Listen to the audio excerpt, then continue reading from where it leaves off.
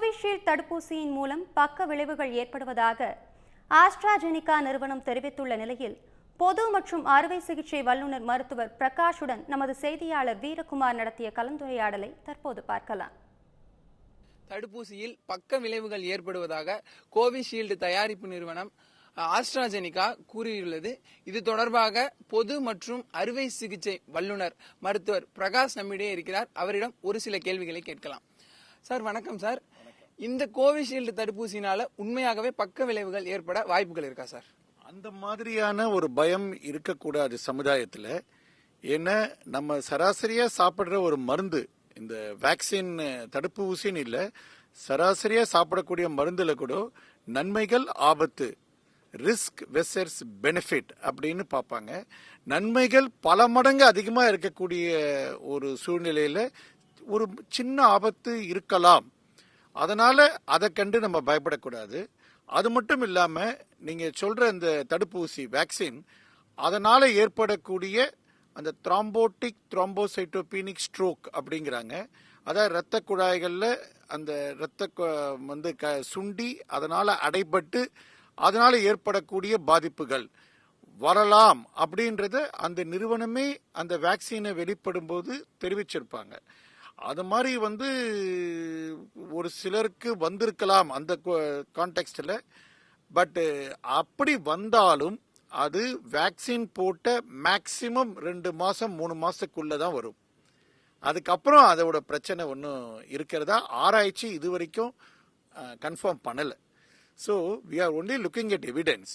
இது வரைக்கும் ஆராய்ச்சியில் அப்படி ஒரு சில 1 in several lakhs அந்த மாதிரி பாதிப்பு ஏற்பட்டாலும் அது வேக்சின் போட்ட 2-3 மாதங்களுக்குள்ள வெளிப்பட்டுடும் அப்படின்னு சொல்லியிருக்காங்க. இந்த தடுப்பூசி பற்றி இன்னைக்கு காலையில வந்த இந்த அறிவிப்புல இருந்து மக்கள் பல்வேறு இடங்கள்ல ஒரு பயமானது ஏற்பட்டிருக்கு சார். ஏன்னா ஒரு 75% மக்கள் தடுப்பூசி போட்டிருக்காங்க. அவங்கள்ட்ட ஒரு பயம் ஏற்படுது. இந்த பயத்திற்கான காரணம் என்ன சார்? மருத்துவ ரீதியா அறியாமை ஒரு பக்கம் இருந்தாலும் அரைகுறை அறிவு மக்களை பல விதத்துல ஒரு பயத்துல உண்டாக்குது. இந்த அறியாமை அரைகுறை அறிவு இல்லாம இருக்கணும்னா இதுக்குன்னு உண்டான வல்லுநர்கள், இன்ஃபெக்ஷியஸ் டிசீஸ் ஸ்பெஷலிஸ்ட் இருக்காங்க. அவங்கெல்லாம் தான் நம்ம இந்த கோவிட் டைம்ல நம்மளெல்லாம் காப்பாத்தினாங்க. அவங்க தான் இந்த என்னென்ன ஆராய்ச்சி நடக்குது, சயின்டிபிக்கா என்னென்ன விதத்துல ஒரு ஆராய்ச்சி பூர்வமா நம்ம இந்த நோயை அணுகணும், இந்த நோயை தடுக்கணும் அப்படின்றத பல மடங்கு படிச்சு அதுல இருக்கிற பலனை பார்த்து அதுல இருந்து தான் நம்ம மீண்டு வந்திருக்கோம். அதனால இந்த மீண்டு இன்னைக்கு இது இனிமேல் பேண்டமிக்கா இருக்காது, மேபி அது ஒரு எபிடமிக்கா ஒன்னா வரலாம், ஒரு ஸ்ட்ரெயின் அப்படின்றாங்க. இந்த ஒரு சூழ்நிலையில இந்த மாதிரி ஒரு செய்திகள் ரொம்ப பரவக்கூடாது.